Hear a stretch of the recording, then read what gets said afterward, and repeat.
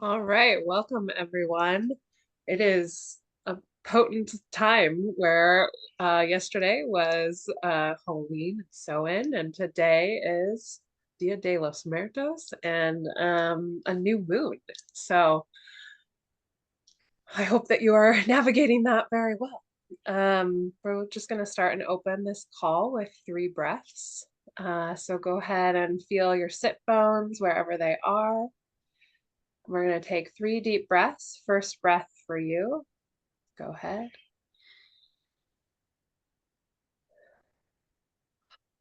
Second breath for all of us listening now or later.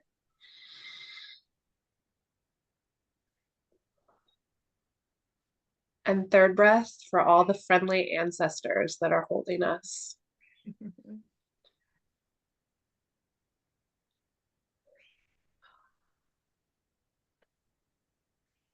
All right, I'm going to pass it down to Erin to talk a little bit about the astrology of the moment right now. Thank you, Jen. I've got River with me today. She wants to be a part of this call with us.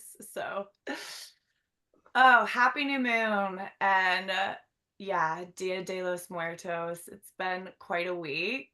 Maybe just like pause in your own self and story and feel into like any material that you feel like kind of came up this week in regards to kind of the more mystical or synchronous, spirally other side of the veil. This new moon today is happening in the sign of Scorpio. And Scorpio is the sign that's it's a fixed water. So there's the water gets us into like more of that emotional territory inside of ourselves. The fixed part of it kind of creates it's this in between, like we're right in the middle between fall equinox and winter solstice. So I mean, I've noticed like we've had a lot of windstorms this week. Like all of the trees are losing their leaves. They are like it's decomposing. There's a shedding of skin. The snake is one of the symbols of Scorpio, and as the snake moves through its life, like it sheds skins. It becomes a new version of itself. It's kind of that phoenix rising from the ashes, where there is a moment where the ash happens and then the phoenix rises. So that's sort of the energy of Scorpio that you can play with. Then if we want to add the energy of like just the new moon, new moons are these moments where there's a freshness, like the baby that's just been born and it's beginning again. We get one of these once a month, once a month. So this time in between like here and even the next like 3 days after this new moon, it's a great time to kind of just like let yourself feel like you're starting fresh in something. And it can be really simple, but it's a great starting point sort of energy. Then if you want to play with the Scorpio piece and the fact that the veil is extra thin this time of year with Halloween, with Samhain, with Dia de los Muertos, that veil thins and we get a little bit more contact from and with the other side. So we may tell some stories today and how that's shown up for each of us because it's been a little bit different. And yeah, we'll kind of just like flow with this and see. But I will say, like, one of the things I was really aware of for me was I was leaving my house. I was going to a Dia de los Muertos party actually, leaving my home. I had felt the energy of just like the thinness, like just for it's hard to articulate. That's the other thing I noticed. It's hard to put language on this kind of energy sometimes because there is mystery involved. It's mysterious. It's yeah. So the story will be kind of an example. I'm feeling the thinness. I'm feeling just kind of like a lot of awareness around my ancestors just being close, but I didn't have anything to actually like point to prove that. It was just sort of this feeling of that thinness. and I'm leaving my house. I'm driving up the hill, and this I'm going to a Dia de los Muertos party. I've got pictures of ancestors and like loves of mine that have passed in my passenger seat. And I'm driving up this hill, and this giant, looked like a wolf, I think it was actually a coyote, runs in front of my car, and I have to slam on the brakes. And I like pause, and I'm like, hi. Like, it's just this feeling. I'm like, it's all of you. You're here, and you're in this, you're playing with me in this animal, wolfy, coyote form. And then I'm on, like, get on the highway and I'm driving. And I've this week kind of it with the intention of this new moon and the own aliveness in me, I'm building this Black Moon Lilith workshop. And one of her symbols is the crow or the raven. So I'm driving and I'm still just in kind of the wonder of like, I almost hit a coyote wolf. And that was crazy. I've never seen one like around here, my old house, yeah. And then it was like out of this tree comes this giant raven, and it could have flown in front of any car. But my car, here it is over my windshield, and it rode with me for like 30 seconds. And I just have tears coming down my face because it's just this feeling of like, I'm a part of something and we're all connected. And as I've just been in so much of this Black Moon Lilith energy and creation and all of this, here's this other symbol for me of just like, you're covered. I've got you. I'm riding with you. Like, we're moving in the same direction together. It was so powerful for me. So I share that to say, like, really let yourself, it takes some slowness and not just rushing through our busy lives, right? But even just a little peak of curiosity and openness, like, I encourage you to just play with that, because even though Halloween's past and yeah, today's Dia de los Muertos, like, it's going to be Scorpio season for another 3 weeks. So let yourself sort of play, yeah, play in this energy. I'm curious, do either of you have any like thoughts or feelings or anything that's kind of coming up for you in this space? Yeah, when you're talking about it, my 19-year-old kiddo and I talk philosophy a lot. We talk um, like spirituality a lot. And one of the topics we've been processing together is this idea of being nature rather than being over nature. And as you're talking, it's just this invitation to what I'm feeling inside of myself. It's this invitation to slow down and be Mm. me, deeply me, but then opening my awareness to first the natural world that I can see, the beauty of the trees, the birds, the water, the sun, the air, the nature, the elements itself, that I am nature. And then when I'm grounded in this idea of I am nature, this Oh, plant sitting outside my window right now, the breeze that's blowing the tree branches, the bird that just went by, like, oh, it brings emotion for me because I'm not separate from that, and yet I'm uniquely me. And having that sense of me as nature and then opening myself into it. And my 19-year-old and I have been talking about this, and then extending that out just a little farther into that mystery space where the magical, the synchronicities, you notice a thought will happen and then the bird flies in, or you're in this idea for the last couple of days and then a confirmation will fly in from nature or be present in nature, or a situation will happen and it's connected. And when I was younger, I I'm very open to the paranormal, and we could talk about why all day long, but it used to scare me and I used to feel overwhelmed by that. And then I shut it down. I completely shut it down because I didn't know how to protect myself or how to be so open to what I was experiencing in that mystery realm. I didn't want the messages. I didn't want the synchronicities. It was scary. So as I've come back to myself, and the grounding piece has been really important. And one of the things I teach clients who are very open to the paranormal or have these senses that are alive inside of them, and caveat, I just think everybody has access to it. And some of us have shut it down or not been trained or been afraid of our gifting or our ability to sense and know things here.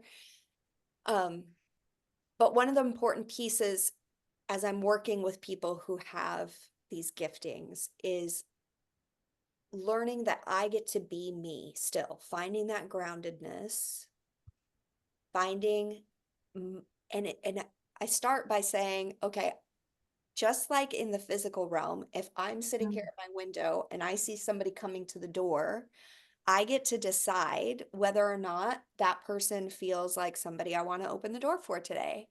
And if I do decide I want to open the door to that, then I get to say, you can stay outside or I can invite them in. Like I still have this ability to say, this is my space and I get to invite whoever I want in or out or keep them out. So it's no different in the spiritual realm or in the psychic field. You get to have you and your space and your boundaries and I mean, whether or not that's just your auric field or you can set space, like really, I push energies out to the ends of my property. Like you get to say, this is my space. And you get good at, once you practice this, you get good at feeling, oh, there's something that kind of wants my attention out there. Do I want to answer the door? If I don't, then don't fucking answer the door. Like, nope, sorry, I'm not available for that conversation right now. Nope, sorry, I don't want to see what you want to tell me right now. Now, Erin just gave us stories of fun messages, and I love that, but it's because Erin's also practiced having boundaries when she doesn't want messages to come through. And I don't know, anybody have thoughts around more of that or Well, how I mean, even blipping to like there was a situation here in the house a couple weeks ago where I really felt and I see like that has just always been a thing for me since I was little, and I saw kind of an energy in our home, and I it was late at night and I just kind of got the chills, and I literally just said, "Hey, I don't know if you need something in this moment, but I don't have it to give. And I'm going to ask that you just like, yeah, vacate premises. And if I want to invite you back later, I will." It was literally that simple. And I took 3 breaths and really just felt my space just in my auric field first, and then set it around our property here too. And it really did. It dissolved and I fell asleep really peacefully. So yeah, I mean, there's a lot of things I could say there, but big topic. Any, do you have thoughts? Yeah, I liked what Erin was saying about taking it slow and being like open and curious. And then same, Emmy, how you were talking about like opening to nature, like we are nature. Yeah. And a story came in, it was maybe a week ago, so still when the veil is thin. And I was taking like a short hike, and I was, enjoying the trees. And but what I've been doing differently lately is sometimes, we go hiking and get some exercise, right? Like, like check that off my list, but lately I've just been going so slow, Yeah. right? Yeah. And there's a different energy with that. And I can then sink in to like, oh, I am this. And I can kind of open my awareness and I try to use all my senses, right? Like smell and feeling, like, like all of it. What do I hear? All of those things to really like kind of shift my consciousness a little bit. And, then a person will come by, like they're running, and it'll kind of jar me a little bit, but then I can come right back to it. And I was, doing that. And then I was kind of like thinking through some things. And I remember like distinctly having this thought because I've been processing some of my career stuff. And I was like, actually, I'm really tough and gritty. Like that was like the thought. And I think I thought it like Oh, 3 times. And then I hear this hawk like call so loudly. I didn't see it. I could only hear it like come by. But it felt like just this deep confirmation of like, yeah, like the hawk, like representing clarity and truth, like truth, like that is true. And yes. it's those micro moments that really help me feel good and like connected. Um, and I would say for me, like I have felt maybe more closed off to paranormal. And so my work is maybe more like opening into it. And I didn't know how really and maybe different from paranormal, maybe just opening more into nature, right? And and I've been taking these classes and I didn't quite understand what it meant, but I've been learning like when I see like I'll see a deer or I see a coyote and I literally or a seal or something that's been around for me, I'll imagine my like aura kind of unzipping and like Oh, just opening to it. And that really helps me like I say the words too, I open to you and I imagine that unzipping. And I feel like that's helped me like connect more into it. Gorgeous. Yeah. I I love love unzipping. and I remember like back when I was in Christianity and I would try and explain like what that other realm felt like. And I would try and explain it to my kids and I would say, it's like I'm unzipping the veil right here and I'm just going, Peeking through. I'm here. What can I see? And what can I? So the idea that you're unzipping and saying I'm open to you allows those energetic messages. And then talk a tiny bit about how you receive from them, Ginny. Like in case people are curious about what do you mean open to you? Are you I mean, I feel like I'm still discovering, but what it like what I've felt like sometimes is people be like, oh, I got this message from a hawk. And I'm like, oh, the hawk talked to you, right? Like for me, I hear everything in my own voice, right? Like always. So then that feels sometimes confusing on how to like yeah. know what is what. But I can tell, it's such a good question. It's like, yeah, it's hard to put words on it, but I think what I would say is like it shifts my consciousness just a little bit. Like Yes. just saying that, visualizing it and and imagining it like coming into me, but I wouldn't say like it's a crystal clear like I just try to notice like with the hawk story, I was noticing what I was thinking about or what like just being open and noticing, I guess. I don't know, did that answer it? Yes, following threads, right? It's like Yeah. when we're not in the prefrontal cortex, like trying to think about it or figure it out, and it's a little bit more dreamy and it's in this backspace, and it's like a dream for me where, oh, all of a sudden I know that, or I feel that this is connected to that thing. It's a Yeah. very dreamlike in my experience. It's not quite as linear and hard cut or detailed, but all of a sudden in this different consciousness, I have the awareness that we just communed. Me and Yeah. this dolphin that I'm running down the shore with for the last 10 seconds, we're communing. Maybe that's the word, communion. Like I feel Mhm. communion with the plant or with the hummingbird that is right here with me or the deer that I've come across on the hike or, whatever. It's a communion for me. And then if I receive something from that encounter, I mean, of course I receive something from that encounter, whether it's just this or a confirmation or synchronicity, or what Erin was saying very specifically, she had in her awareness, this is what I'm holding, this is where I'm going. And then these two animals just like come in to affirm that. It's really playful too, Yes. in my Yes. experience. And I think like growing up, I was just trained to be really afraid of it. And so there's been a lot of years of softening into not being afraid, and that's its own journey that's taken time, but over and over and over as I've kind of dipped my toes in to realize there's actually a lot more of that playful energy than like it's trying to eat me or get me or whatever.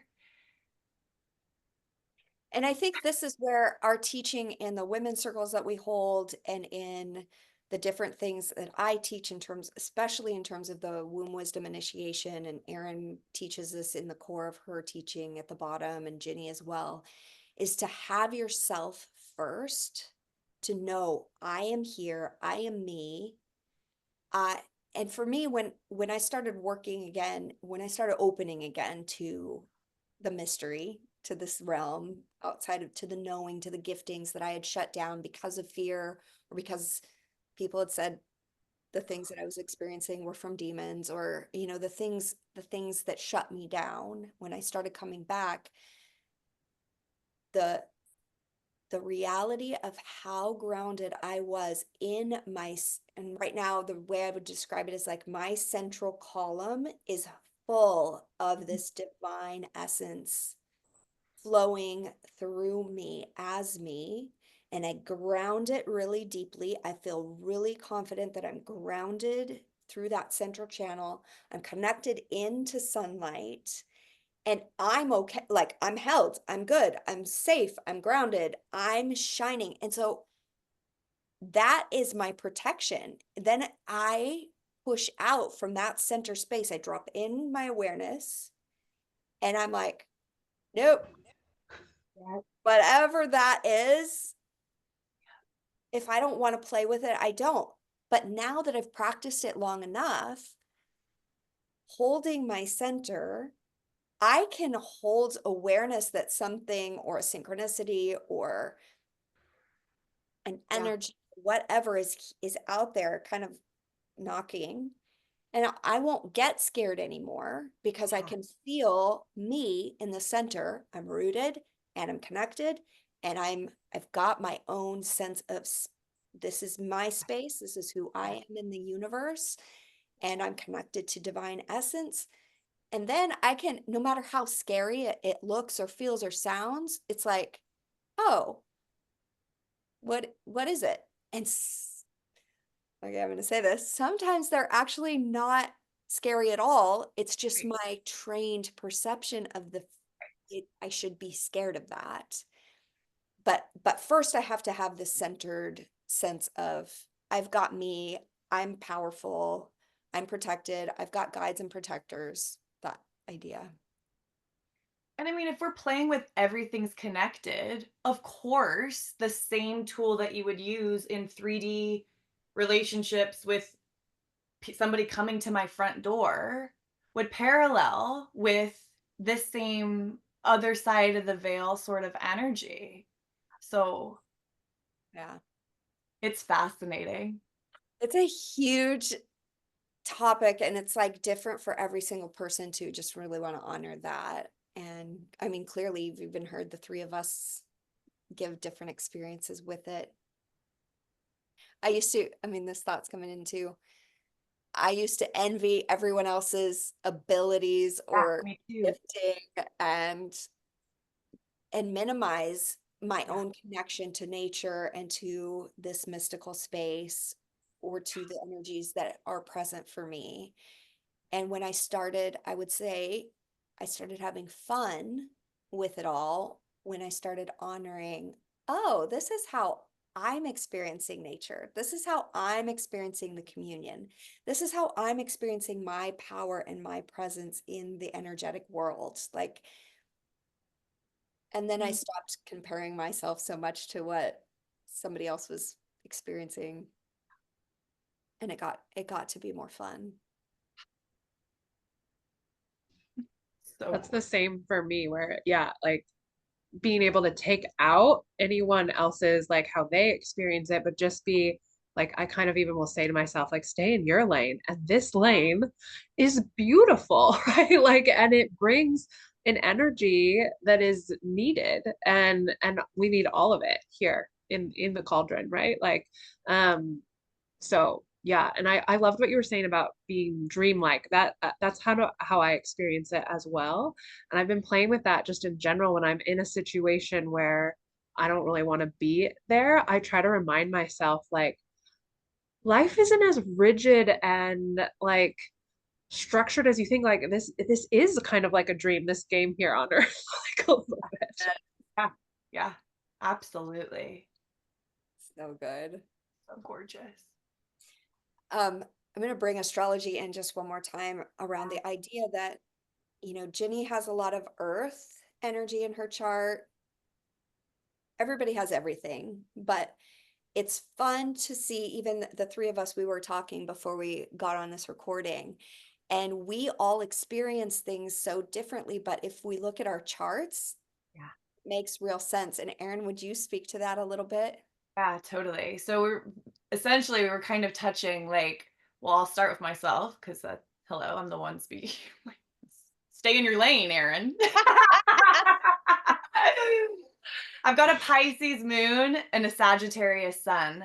So those two, sun being like life force energy and that gas that just fuels you, moon being like your body and kind of how you just feel in literally this vessel, this temple here. Sag is like the adventure seeker who's always looking for truth and consciousness expanding. And it's way mystical, way fiery. It's not an earth sign. Pisces is a water sign, and it's like cosmic womb up in the void, hardest to articulate, in my opinion, of any of the signs. It's so cosmic. And I mean, some of you don't know me, but you can probably tell. It's been a journey of coming home to my body and feeling my fucking feet on this planet and my sits bones in my seat, but I'm doing it. And from that, learning how to ground into that space, it's actually opened this channel for the cosmos to come in so much more in just like my day to day.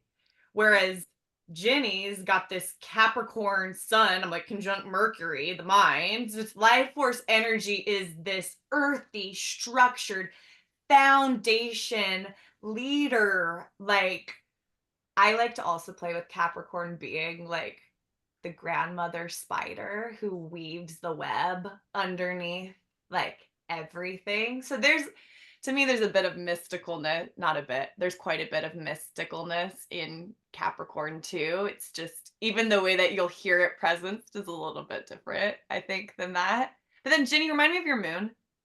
I'm a Taurus moon, That's just what I like thought. I just didn't want to say it. So both Ginny and Emmy have Taurus moons, which is fixed Earth.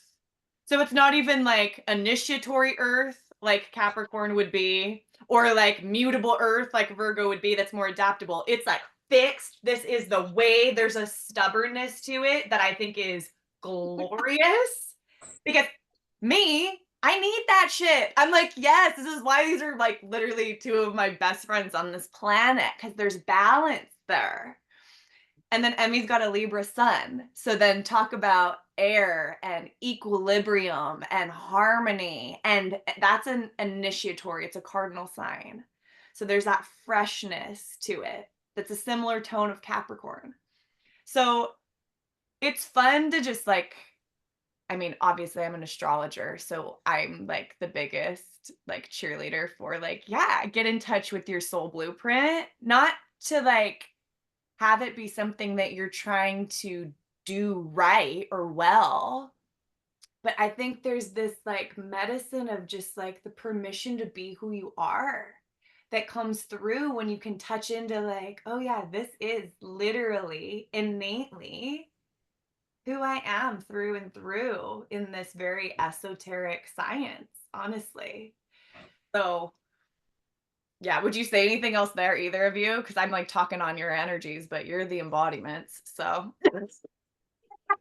I just think for me, knowing my energies in my chart and where different things show up for me has, like you said, given me so much permission to just play within my lane, like Jenny was saying, without going, oh, I wish I could be Aaron and be so cosmically connected, right.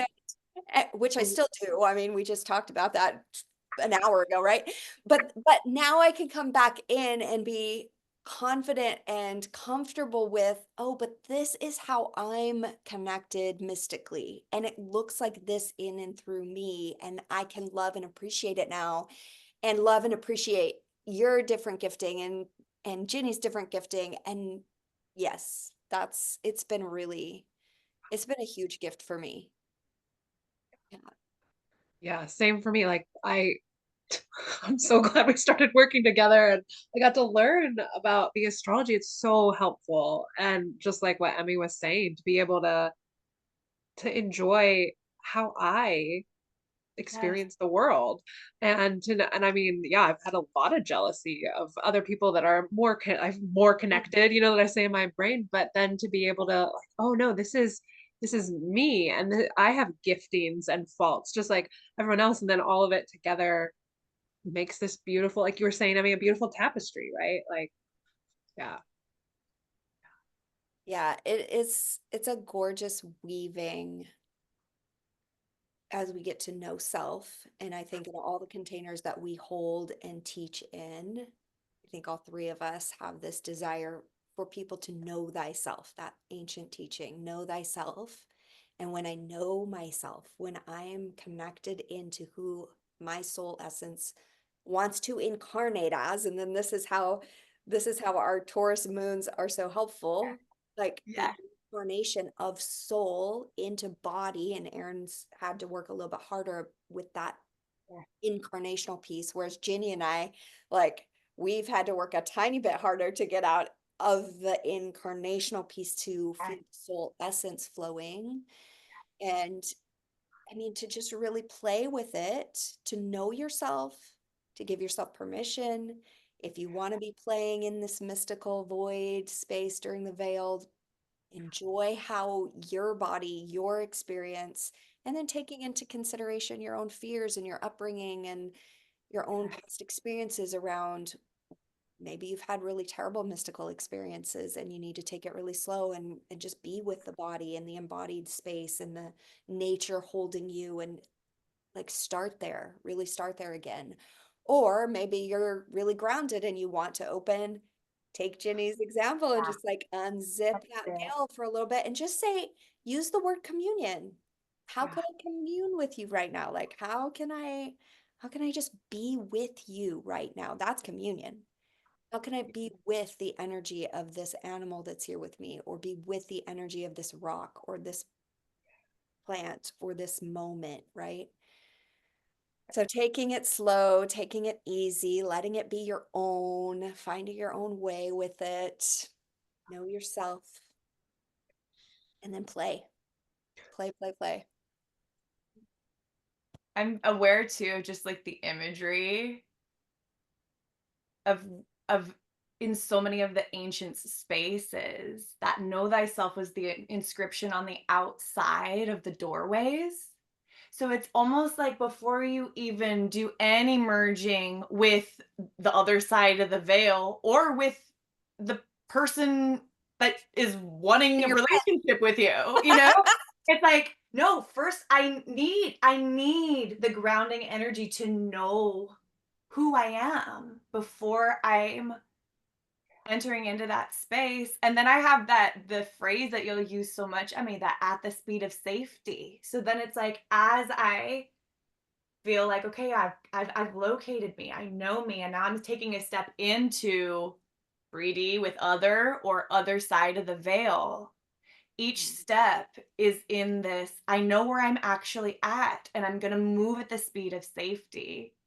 And I'm saying that as somebody who has so much, it's religious trauma, but there's like, it's the trauma of different prophetic words that other would blast at me. And so it was like, I needed to take a long time to just stand in the doorway and be with just me before I entered back into some of this other space. So wherever you are, it's just perfect. It's just perfect. Maybe, I mean, soon we'll probably touch on the topic of the religious trauma, because it Yeah. really does impact the way we're gonna Absolutely. into and experience the synchronicities, the Yeah. mystery, Yeah. the playfulness around it. So at some point we'll probably chat about that. Ginny, you want to close us or bring in any closing thoughts and then close us? I just really love this conversation and getting to bounce ideas off of each other. It's really beautiful. So let's take 3 breaths to close this conversation. So again, go ahead and feel your sits bones. And first breath for you.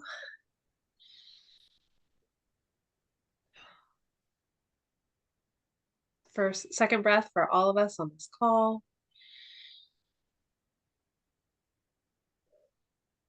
And third breath to close.